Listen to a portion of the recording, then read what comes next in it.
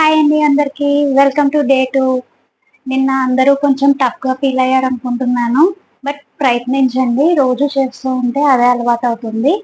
అది posture change గురించి మటుకు ఫస్ట్ మనం మార్చినప్పుడు ఆల్రెడీ ఒక దానికి హ్యాబిచ్యుయేట్ అయిపోయి ఉంటాం కదా, మళ్ళీ మార్చినప్పుడు ఏమవుతుంది అంటే కొంచెం బాడీ కష్టపడుతుంది. ఎందుకంటే మజిల్ మెమరీ అని ఉంటుంది. అది ఆల్రెడీ దానికి ట్యూన్ అయిపోయి ఉంటుంది కదా, మళ్ళీ కొంచెం వెనక్కి వచ్చేటప్పుడు కొంచెం ఇబ్బంది పడుతుంది. అలా నొప్పొచ్చింది గదా అని చెప్పి మానకండి. ఓకేనా? సరే. ఈరోజు టాపిక్‌లోకి వచ్చేద్దాం. ఈరోజు ఆల్రెడీ నేను పోస్ట్ చేశాను. ఏంటి? Body clock and body signals. అవును కదా! మాకు చేతి గడియారం తెలుసు, గోడ గడియారం తెలుసు. ఈ బాడీ క్లాక్ ఏంటా అనుకుంటున్నారా? అవునండి, బాడీలో కూడా ఒక క్లాక్ ఉంది. ఆ క్లాక్ ఏం చేస్తుంది? టైం ప్రకారం అన్నీ చేసుకుంటూ వెళ్తుంది. ఎలా అనుకుంటున్నారా? మార్నింగ్ లెగుస్తామా మనం ఐడియల్‌గా 4-6. ఆ టైంలో ఏంటి అంటే బ్రహ్మ ముహూర్తంలో నిద్ర లేవాలి అంటారు కదా! ఆ టైంలో బాడీ చాలా పీస్‌ఫుల్‌గా ఉంటది. మనం మెడిటేషన్ చేసుకోవడానికి చాలా అనువైన టైము. ఎందుకంటే ఆ టైంలో ఏ ట్రాఫిక్ ఉండదు. మనం యూనివర్స్‌తో, గాడ్‌తో ఎవరితో కావాలంటే వాళ్ళతో మాట్లాడేసుకోవచ్చు. డైరెక్ట్ వెళ్ళిపోతాయి సిగ్నల్స్. తర్వాత 6-10 ఆ టైంలో ఏంటంటే ఎక్సర్సైజెస్, మైల్డ్ లిటిల్ బ్రేక్‌ఫాస్ట్ అవన్నీ చేయటానికి. 10-2 ఉంటుంది. ఆ టైంలో ఏంటంటే మన బాడీలో జఠరాగ్ని అంటాం కదా! Fire element. అది చాలా పీక్ లెవెల్‌లో ఉంటుంది. అందుకని ఆ టైంలో ఏంటంటే మనం రోజు మొత్తంలో తినే హెవియెస్ట్ మీల్ ఆ టైంలో తినాలి. 2-6 అన్న టైం ఏంటి అంటే మన క్రియేటివ్ వర్క్. బ్రెయిన్ బాగా పనిచేస్తూ ఉంటది ఆ టైంలో. సో, క్రియేటివ్ వర్క్ ఎక్కువ చేసుకోవాలి. ఇంకా 6 తర్వాత నుంచి బాడీ నెమ్మదిగా స్లో డౌన్ అయిపోతూ ఉంటది. స్లో డౌన్ అయిపోయి స్లీప్‌కి రెడీ అయిపోతది. 10-2 అన్న టైం ఏంటి అంటే బాడీ డీటాక్స్ చేసుకుంటూ ఉంటది. 2 తర్వాత నుంచి మళ్ళా 4 వరకు ఏంటి, అది ఇంకా డీప్ స్లీప్‌లోకి వెళ్ళిపోతుంది. సబ్‌కాన్షియస్ లెవెల్‌గా దాని వర్క్ చేసుకుంటూ ఉంటుందన్నమాట. ఏంటి ఇదంతా? ఈ క్లాక్ ఏంటి? టైమింగ్స్ ఏంటి? ఏదో స్కూల్ టైమ్ టేబుల్ చెప్పినట్టు చెప్పారు అనుకుంటున్నారా? లేదండి, ఇదంతా నిజమే. ఇప్పుడు నేను చెప్పింది కాదు. వేల సంవత్సరాల క్రితం ఆయుర్వేదాలో మన ఋషులు హ్యూమన్స్‌ని, యానిమల్స్‌ని డే, సన్‌లైట్, సన్‌సెట్ అవన్నీ అర్థం చేసుకొని వాటిని తయారు చేశారు. దోష క్లాక్ అని చెప్తే మీకు అర్థమవుతది. అది ఆయుర్వేద పరంగా అది. ఇప్పుడు మన రీసెంట్ సైంటిస్ట్‌లు ఏం చేశారు? ఇప్పుడు మనకి ఏదన్నా అంటే బ్లడ్ టెస్ట్ కదా! బ్లడ్ టెస్ట్‌లు, బ్రెయిన్ స్కాన్‌లు, మన మూడ్ స్వింగ్స్, మన యాక్టివ్‌నెస్ ఇలాంటివి కొన్ని స్టడీ చేసి వాళ్ళు సర్కేడియం రిథమ్ అని పెట్టారు. సో, మన ఆయుర్వేద పరంగా చూసుకున్నా, మోడర్న్ సైంటిస్ట్‌లు చెప్తున్న సర్కేడియం రిథమ్ చూసుకున్నా, ఏదన్నా చెప్పేది ఒకటే. బాడీ ఒక పర్టిక్యులర్ టైంలో ఒక పర్టిక్యులర్ యాక్టివిటీ మీద ఫోకస్ చేస్తది. అన్ని టైమ్స్‌లో అన్ని పనులు చేయదనమాట. అందుకని ఏంటి, సన్‌రైజ్, సన్‌సెట్‌తో సింక్ చేయాలి మన బాడీనెప్పుడు. కానీ ఇప్పుడు మనం ఏం చేస్తున్నాం, సన్‌రైజ్‌కి, సన్‌సెట్‌కి సంబంధం లేకుండా మన పనులు చేసుకుంటున్నాం. అందుకనే మనకొస్తుంది ఈ డిస్టర్బెన్సెస్ అన్నీ. అసలు ఈ సన్‌రైజ్, సన్‌సెట్ ఎలా తెలుస్తది బాడీకి? మన కళ్ళలో ఎప్పుడైతే సన్‌రైజ్ పడతాయో లోపల ఒక న్యూక్లియస్ ఉంటది. సూప్రాకయాస్మాటిక్ న్యూక్లియస్ అంటాం అది. అదేం చేస్తుంది అంటే అది మాస్టర్ క్లాక్ మన బాడీకి. ఈ డే అయింది, స్టార్ట్ అయింది అని చెప్పుద్ది దానికి. చెప్పినప్పుడు కార్టిజాల్ అనే హార్మోన్. ఇప్పుడు మనం డే షిఫ్ట్, నైట్ షిఫ్ట్ ఎలాగో మన బాడీలో కూడా 2 హార్మోన్స్ ఉంటాయి. కార్టిజాల్, మెలటోనిన్ అని. ఒకటి డే షిఫ్ట్ వర్క్ చేస్తది, ఒకటి నైట్ షిఫ్ట్ వర్క్ చేస్తది. కార్టిజాల్ పొద్దున్నుంచి పీక్ లెవెల్‌లోకి వెళ్తూ ఉంటది. మళ్ళీ ఈవినింగ్ అయ్యేసరికి నెమ్మదిగా తగ్గిపోతది. అప్పుడేంటి, మెలటోనిన్ చార్జ్ తీసుకుంటది. అది పెరుగుద్ది. మళ్ళా మార్నింగ్ అయ్యేసరికి అది తగ్గుద్దనమాట. మన డే టైమ్ యాక్టివ్‌నెస్, అలర్ట్‌నెస్ దానంతటికి కార్టిజాల్ కావాలి. నైట్ టైమ్ మన బాడీని హీల్ చేయడానికి, రిపేర్ చేయడానికి, ఇంకా మనం పడుకున్నప్పుడు జరిగే యాక్టివిటీస్ అన్నిటికి మెలటోనిన్ హెల్ప్ అవుద్ది. ఇదంతా బానే ఉంది. కానీ అసలు ప్రాబ్లమ్ ఎక్కడొస్తుంది? ఎక్కడొస్తుంది అంటే 90% ఆఫ్ టైమ్స్ మనం సూర్యోదయం టైంకి లెగట్లేదు.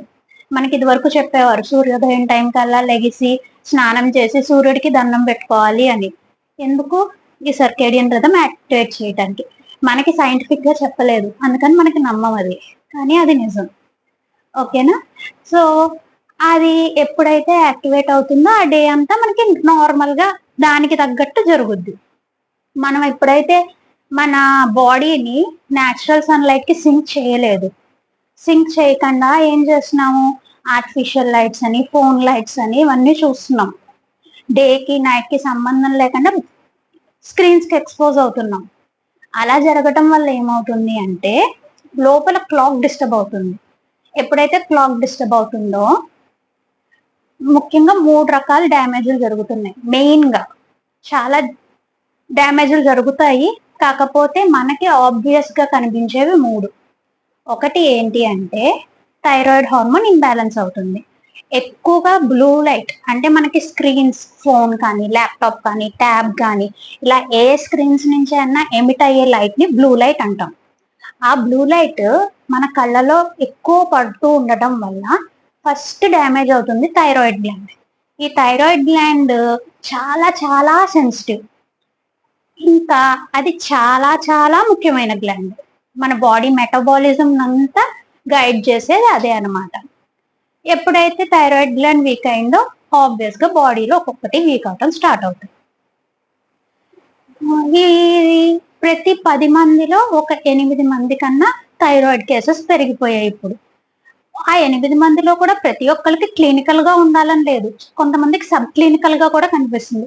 క్లినికల్ గా అంటే ఏంటి అంటే బయటికి మనకి జుట్టు ఊడిపోవటం, లేకపోతే స్కిన్ పాడైపోవటం, ఇంకా థైరాయిడ్ కి సంబంధించి లావ్ అయిపోవటం, అలా సిమ్టమ్స్ కనిపిస్తున్నాయి. కొంతమందికి సబ్ క్లినికల్ లెవెల్ అంటే బ్లడ్ రిపోర్ట్స్ లో ఉంటుంది.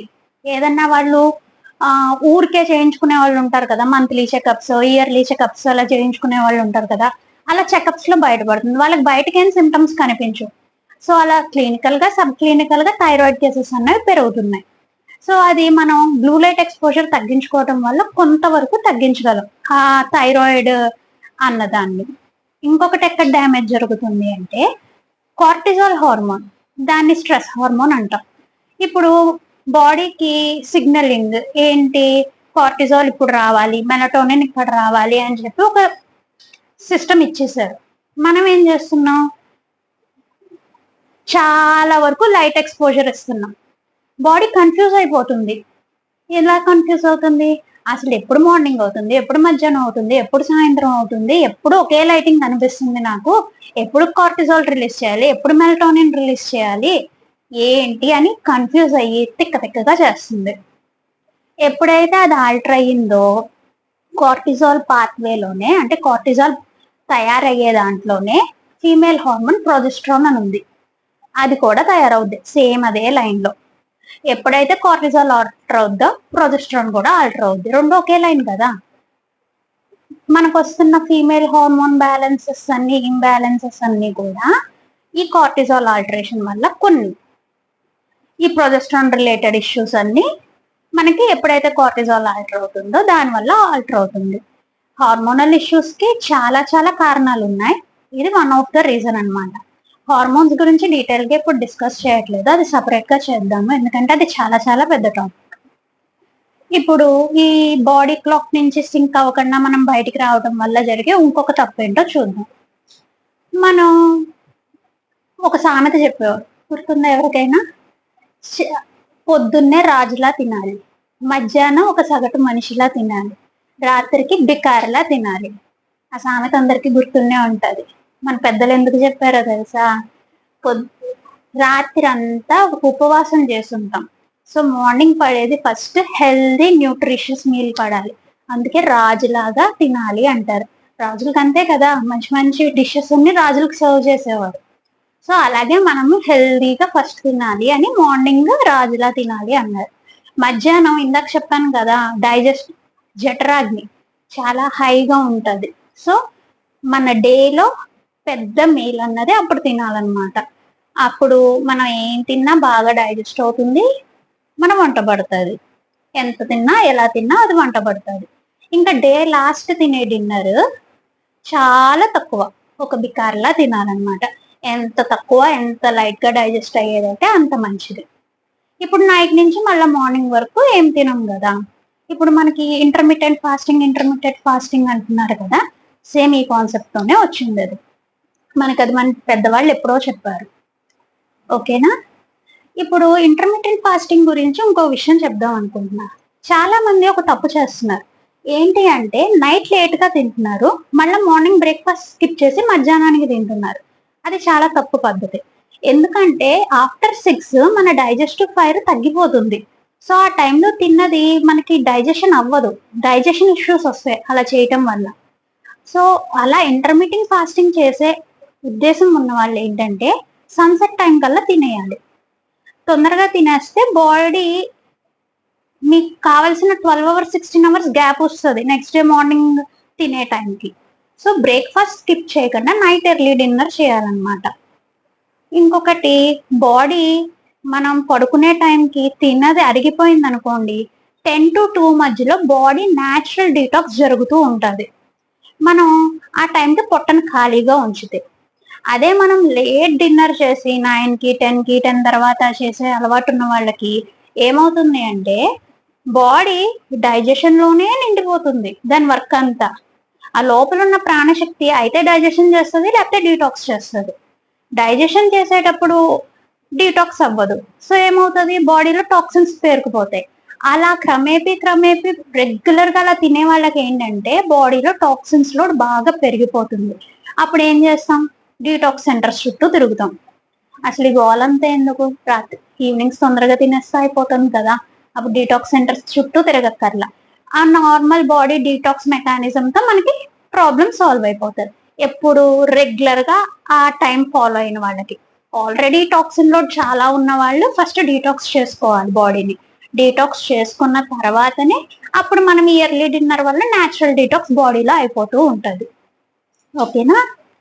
ఎర్లీ డిన్నర్ అంటే ఆల్మోస్ట్ అరౌండ్ సన్సెట్ అన్నమాట, ప్రదోషకాలం అంటాం కదా, అది అవ్వగానే తినేస్తే సరిపోతుంది. మనం పడుకునే టైంకి 2 to 3 అవర్స్ గ్యాప్ ఉండాలి మనం తినే లాస్ట్ మీల్. అది కూడా చాలా ఈజీగా డైజెస్ట్ అయ్యేదైతే బెటర్, హెవీ ఫుడ్స్ కాకుండా. ఓకేనా. ఇప్పుడు దీనిలో ఏం తెలుసుకున్నాం మనం, బ్లూ లైట్ ఎక్స్పోజర్ తగ్గించుకోవాలి, ఎర్లీగా డిన్నర్ చేయాలి. ఓకేనా. ఇక్కడ ఒక చిన్న టిప్ ఇస్తున్నాను, ఇది ఓన్లీ అవసరమైన వాళ్ళకి మాత్రమే. ఏంటి అంటే ఇంకా కొంతమందికి స్క్రీన్స్ చూడటం తప్పదు, మేము స్క్రీనే చూడాలి, మా పనంతా దాంతోనే ఉంటుంది అనుకునే వాళ్ళ కోసం ఏంటి అంటే మన ఫోన్స్ లో కానీ ట్యాబ్స్ లో కానీ ల్యాప్టాప్స్ లో కానీ అన్నిటిలో నైట్ మోడ్ అన్నది ఒక ఆప్షన్ ఉంటుంది సెట్టింగ్స్ లో. ఎప్పుడైతే నైట్ మోడ్ ఆన్ చేస్తామో ఫోన్ నుంచి వచ్చే బ్లూ లైట్ ఎక్స్పోజర్ తగ్గుతుంది. సో అది మనకి బాడీని ఎఫెక్ట్ చేసేది నార్మల్ కంటే కంపేర్ చేసుకుంటే కొంచెం తగ్గుతుంది అనమాట. సో సాఫ్ట్వేర్ ఎంప్లాయీస్ వాళ్ళకి తప్పదు, ఇంకా వాళ్ళ సర్కేడియన్ రిథమ్ అయితే ఇంకా చాలా ఆల్టర్ అవుతుంది. అది కూడా ఒక సపరేట్ టాపిక్, అది మనం వేరేగా మాట్లాడుకుందాం. సో ఇక్కడ వరకు అయితే బాడీ క్లాక్ ని సింక్ చేసుకోవటం. ఇంకా నెక్స్ట్ టాపిక్ వచ్చేసి బాడీ సిగ్నల్స్. దీని గురించి మనం గ్రూప్ లో ఒక పార్టిసిపెంట్ చాలా బాగా చెప్పారు. ముందు ఐ విల్ అప్రిషియేట్ దెమ్, ఎందుకంటే ఎవరు చెప్పట్లేదు, నేను చెప్తే బాగుంటుందా బాగోదా అని ఆలోచించకుండా they are trying, they are attempting their feelings. అందుకని చెప్పి I appreciate them. So body మనకి ఎప్పటికప్పుడు సిగ్నల్ ఇస్తూ ఉంటుంది. ఏది ఇప్పుడు మనకి ఒక వాటర్ ఫిల్టర్ తీసుకోండి, వాషింగ్ మిషన్ తీసుకోండి, ఏసీ తీసుకోండి, ఏదన్నా ముందు సౌండ్ మారటం అనో, లేకపోతే బీపింగ్ రావటం అనో, సెన్సార్ అరవటము, ఏదో ఒకటి జరుగుద్ది, ఏమి చెప్పకుండా అది డ్యామేజ్ అవ్వదు. అలాగే మన బాడీ కూడా సిగ్నల్స్ ఇస్తుంది. ఆ సిగ్నల్స్ ని మనం పట్టించుకున్నాం అనుకోండి కొన్ని ప్రివెంట్ చేసుకోవచ్చు. ఎగ్జాంపుల్ గా కొన్ని ఏంటి అంటే చిన్నవి కూడా సిగ్నల్స్ ఇస్తుంది. తిన్న టైంలో తేపు వస్తుంది. తేపు ఎందుకు వస్తుంది, పొట్ట ఫిల్ అయ్యింది సరిపడా ఆపండి అని చెప్పుద్ది.